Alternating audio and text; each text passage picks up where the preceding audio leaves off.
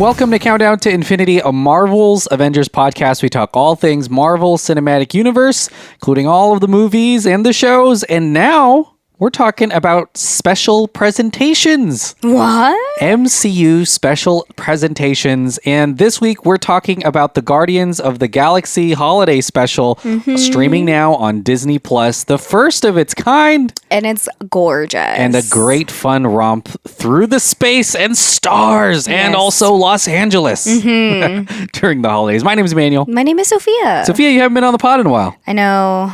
I'm trying to come back and see if I even remember how to do any of this. My gosh. Oh my goodness. Yeah, I've been doing solo or Brent's been on filling in, which has been really fun. But Thank you, Brent. It's the holidays, and holiday means family. And family means nobody gets left behind in the universe. That's a different thing. Oh, okay. But you're a holiday head, right? You love Holiday Christmas, head. you love Thanksgiving, you love New Year's Eve. I did not know that was the term for it, but yes, if that is the term for it, I am indeed a holiday head. Well, I mean, and Hard. you love, you like the real Christmas tree. You like the lights. You like The happiness, the presents, yes. the giving. I will say I'm proud. Very, very. I don't know how to say it. I mean, just matter of factly, I am the best gift giver. Okay, all right, calm down. I put so much thought into my gifts. You're out of here. Just so everybody knows. That's strike one. I'm amazing. That's not even a humble brag. That's just a brag. That's what I'm saying. Like, I don't mean to humble brag about it. I'm very proud of my gift giving skills. I love it. I love giving people the best presents possible. I love it. I love making people happy. Okay, all right. That's what I'm trying to say. That's fine. And much like you, What? Mantis and Drax also like to make people happy. That's what I'm right? saying. That's the type of dedication. There we go. Nice segue. Thank you so much. This episode, this MCU special presentation Yes. is in the form of a holiday special. Yes. And it features some of our favorite MCU characters, the Guardians of the Galaxy, minus Gamora. Really, which For is obvious kinda sad. reasons, yeah. Peter Quill is missing Gamora. The gang is on Nowhere. If you remember, Thanos destroys it Yes. in the in Infinity War, and the Guardians are helping rebuild the planet. Yes. They kind of have custodial control of it. And, Peter Quill's missing Gamora.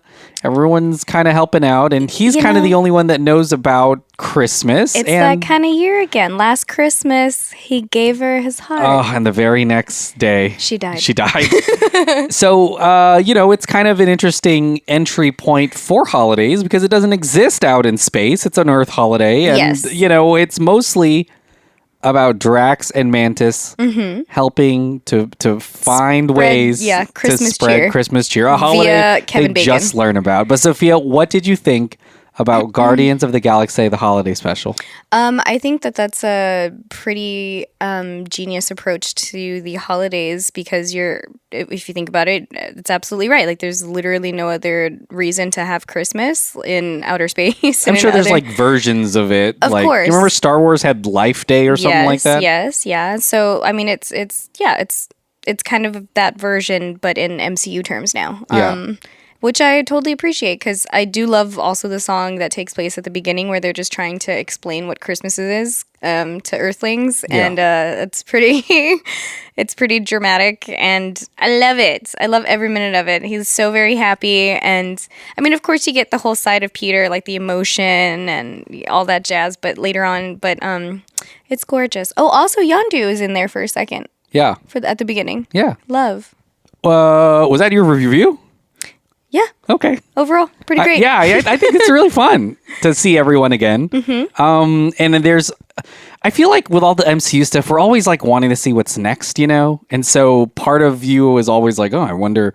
I mean, obviously there's a Guardians. How they're doing. Yeah, just that. And then we know Guardians Volume 3 is coming out, next year. Oh my gosh. And the trailer just came out, which is... We'll talk about that. We'll talk about that maybe at the end of this. But there's a huge part of us that are just always trying to see how it's moved forward, how big Groot is now, what's up with Rocket, and there's obviously a big secret from Mantis that she hasn't told Peter yet. But this episode, or this special kind of takes its time in just the space that it's in. Like, it's just a fun Christmas adventure. Yeah. Which I like. And it What's kind of not? makes it a lot more of a, it's something that you can enjoy and not have to we're going to talk about the trailer later, but not be too emotionally kind of wrapped up in. I mean, it's called the holiday special, but it's very surrounding of Christmas, like the idea Yeah. of Christmas, not necessarily the holidays. So, I mean, I guess if they wanted to be more inclusive, they could have been. Oh, But they yeah. use the word Christmas a lot. Oh my God! So he's trying to cancel them. Even though I'm just, oh my I'm God!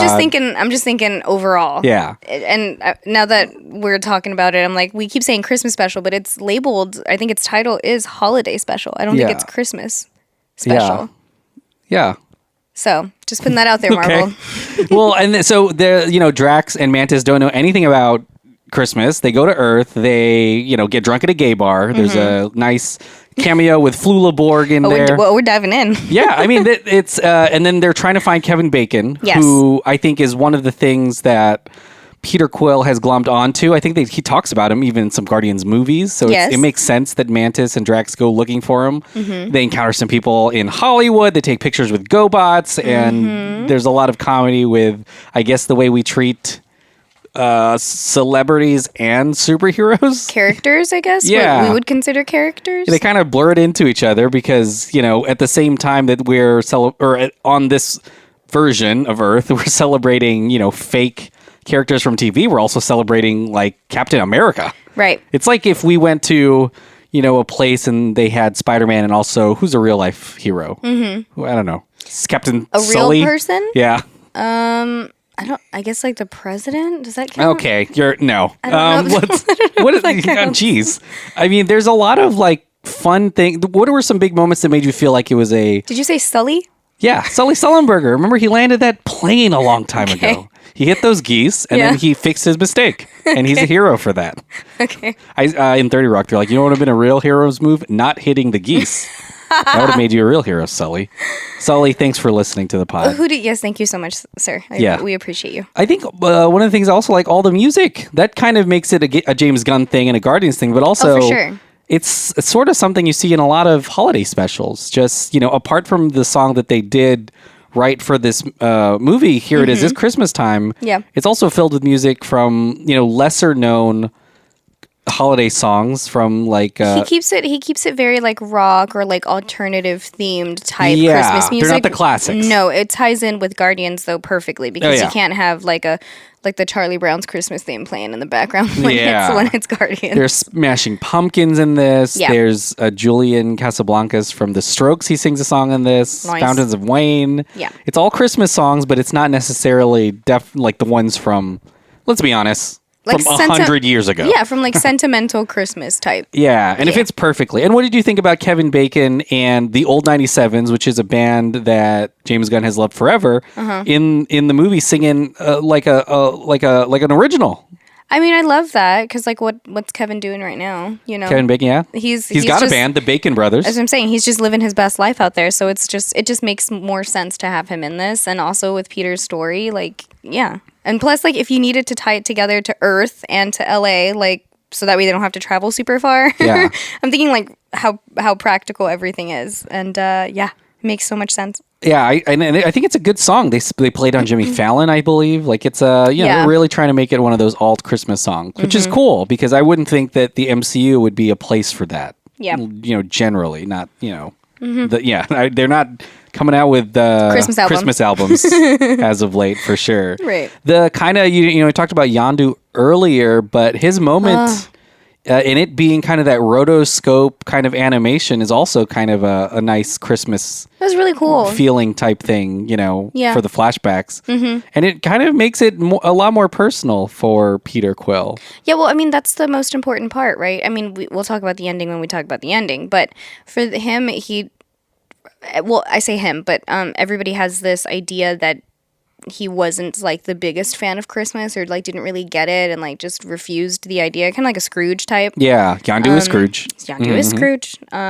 But yeah, no, it has a beautiful ending in the end. Yeah, and that's kind of the, you feel like Peter has lost so much, not only just Gamora recently, but Yondu, of course. The whole the whole his dad or theme of Guardians Volume 2 is the idea of his dad. Yeah, fatherhood and stuff like that. So he's gone too. Yeah. And we learn again towards the end that how much Yondu is a father figure again, like he kind of warms up around Peter. Yeah. And there's also kind of the idea of Mantis being a long lost sister for him, because her dad is Ego, the living planet, and so is his. Yeah. And just as much as he's lost, he's also gained some things, like a new sister, blood relative, but also the Guardians is always already about found family. Yeah. Toretto. And at this point, we've seen them throughout like 4 or 5 movies, and we've gotten so close to them. That's why Guardians 3 is going to be so sad. Yeah, I was not ready for that at all. We'll talk about it when we talk about it. How much did you enjoy Mantis and Drax? I feel like kind of their fish out of water thing in LA was really fun. I mean, they're always going to have this amazing dynamic on screen. Yeah. Always. Like, they're always going to have the comedy. They're always going to have, like, the clumsiness and, like, just the naive type personalities when it comes to these types of situations. Because they're so used to, one, like, fighting and, like, being badasses out in the universe. But whenever they're able to, like, discover, especially earthly type things, it's, like, very taboo for them. And they're like, okay, like, they're I down guess for we'll whatever. do whatever. Yeah. Which is gonna be super fun, especially when you're in LA with all of the... I guess, like, social life that lives there. Like, it's there's so much to stimulate you. It's so perfect. I think that's really fun. And, they're desensitized to violence in a way. Like, later on when the police are there, it's all very like, oh, shoot.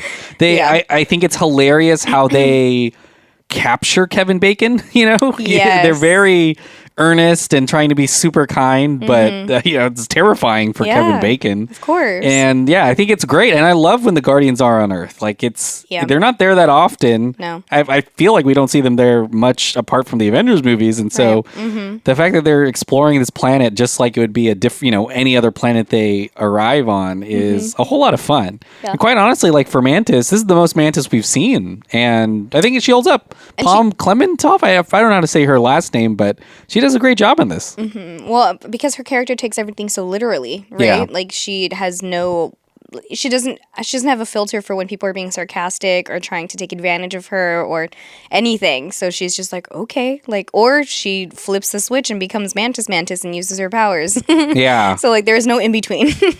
I also like that when they do capture Kevin Bacon, Drax, who Bautista's been doing a great job with Drax since the first one. Yeah. And maybe some of the most classic lines in Guardians are from Drax. Yeah. But I enjoy when they sort of make fun of Kevin Bacon as an actor after they capture him. And I'm like, oh my God. And they're like, actors are the worst. Yeah. It's so funny. He was like, we hate you. I think that is going to be something that we always want in a Guardians thing. And it is mostly, a Drax and Mantis thing. Like, Rocket's there for a little bit. Nebula's there for a little bit. They do, like, Kraglin, they all, like, decorate Nowhere together. Yeah. They, help surprise Peter Quill together. It looks gorgeous. Nowhere looks great. That, like, just threw me. I mean, I've been, like, extra emotional for personal reasons, but this was just like, oh my God, my heart just exploded. Yeah. So cute. I wouldn't have expected Nowhere to be kind of that Christmassy. Yeah. And it really is, towards the end. And it's all these aliens just getting stuff from a store that, oh my gosh, that they rob. The elf. The little man, Drax's little green man. Oh, yeah. Love that, too. Yeah, so the funny. Candy cane from Mantis, and they just love Christmas decorations. They're like trophies to them. They were just like assuming that they were free on Kevin Bacon's lawn. Yeah, and the way that maybe their culture is kind of... we're so like those like material symbols are so important, and prioritize materialistic things. It's super fun, and I think that, like, especially towards the end when they're giving each other gifts. Oh yeah, and he gets. Let's talk about some of those gifts. They're really funny. Like they get that. Groot gives them all like little statues, and one of them is.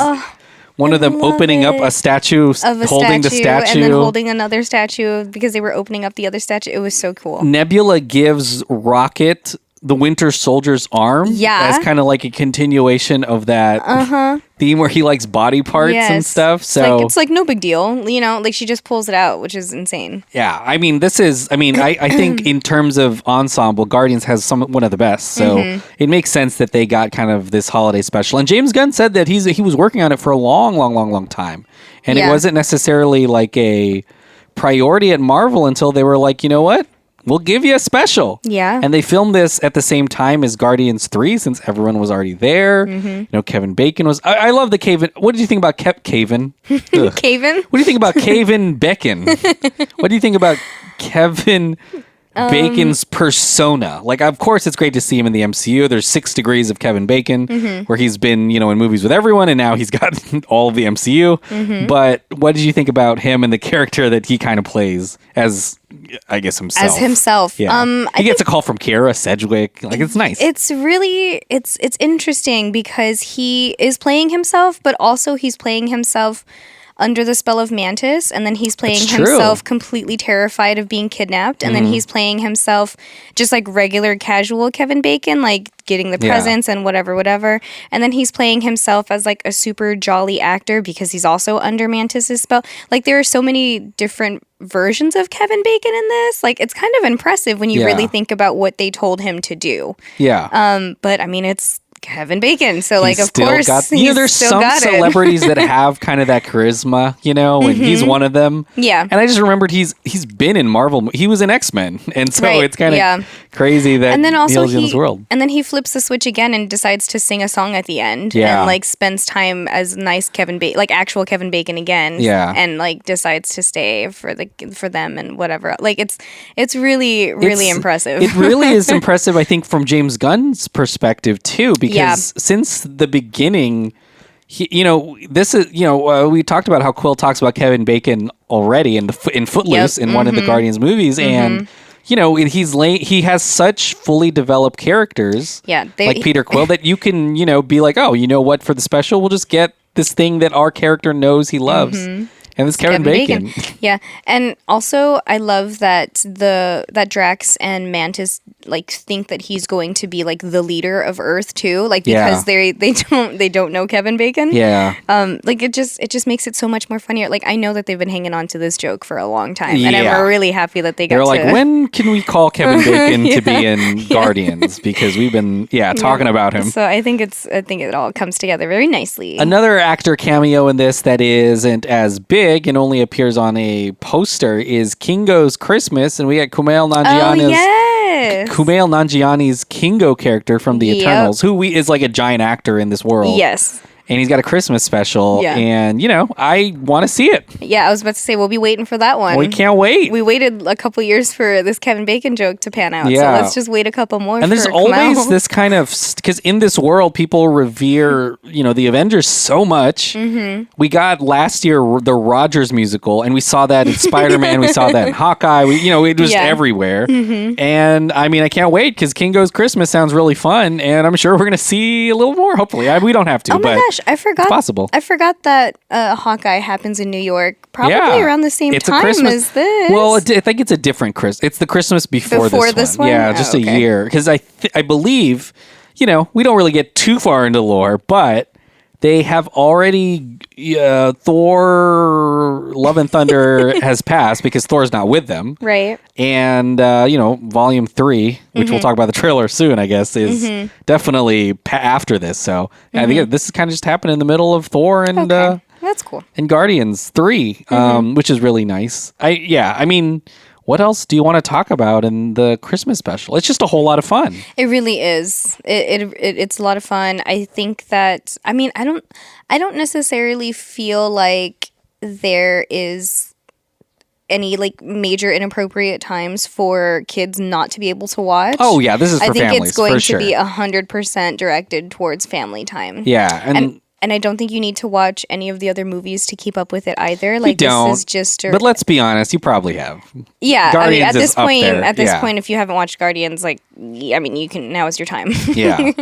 And, it's interesting to see whether this works really well if a lot of people watch the holiday special and love it, because, reports are coming out now that Iger is back at Disney, that they may kind of revert a lot of their Marvel resources to doing a lot of these special presentations. I mean, we did see another one of these, if you remember the Werewolf by Night. Yes. For Halloween. Yeah, and that Halloween. we love that one. Oh, yeah. So it would make sense that, like, instead of doing a 6 or a 9 episode MCU show that lasts, a month or two, if we just kind of focus on doing some of these little specials. Yeah, little specials. You can even shoot them like Gunn does, during the other, like the movie that you're making. Yes. But we'll have to see, because it's kind of happening behind the scenes. Some series are being turned into movies, some are turned into specials, and this may be things like the holiday special, may be how the MCU is in the Disney Plus catalog. I mean, it would make the most sense because there are so many characters and there are so many stories that are happening at one time. Like, it would be very easy to just pick and choose. Like, you know what? Oh. You know who we haven't done yet? Like, Thor can get And something, you can or like this person can get something. We love the shows. We love WandaVision. We love Miss Marvel. We love all the shows. But let's be honest, you probably can't get the entire cast of Guardians to commit to do 10 eps, But they could for sure do a special. Yeah. And they can be doing this, Captain Marvel, the Marvels is coming out. All of them can do there's a lot of specials they can do. And for sure. they don't necessarily need to be connected, and they don't need to be as long. And then you have to worry about, like, that finale, which sometimes doesn't work. And Plus, all that other stuff. Plus, there's like so much merch that you can sell Oh, with yeah. Disney. Every time there's a new Groot, there's merch. Now I'm starting to see on Twitter the Drax sweater, Nice. the cat sweater. Yeah, that's funny. I'm seeing that going around already. I think it's really cute. And also you can still expand some things. I mean, in this special, we also saw a little bit more of Cosmo the dog, Yes. and voiced by Maria Bakalova from Borat 2. Yeah. Remember you won the award she won? Yes. A couple years ago. Gosh, yes. But it's not so, like, she's a character we don't really, or Cosmo's not really a character that we see that often, and here we actually see them quite a bit, which is really enjoyable. So you can do a whole lot. You can expand stuff if you want to. Yeah. In the specials, but let's do this. Let's talk about our overall thoughts on the special, and we'll talk a little bit about the trailer that came out. Gosh, not too much, because of course there's not much we know, but so overall, what did you think of the Guardians of the Galaxy holiday special? 10 out of 10 candy canes. I mean, it has humor, it has action, a little bit of action. It has some pull at your heartstrings emotional moments, especially for sure. around Quill. Yeah. But I feel like you're always going to get that with Guardians because of how much of a, like, misfit family that they are. And each character has their own, like, story that they're always telling. But this one specifically was about Quill. And just the idea of having a family with you and, having memories of the holidays, which, of course, we're all treasuring right now, regardless of the holiday.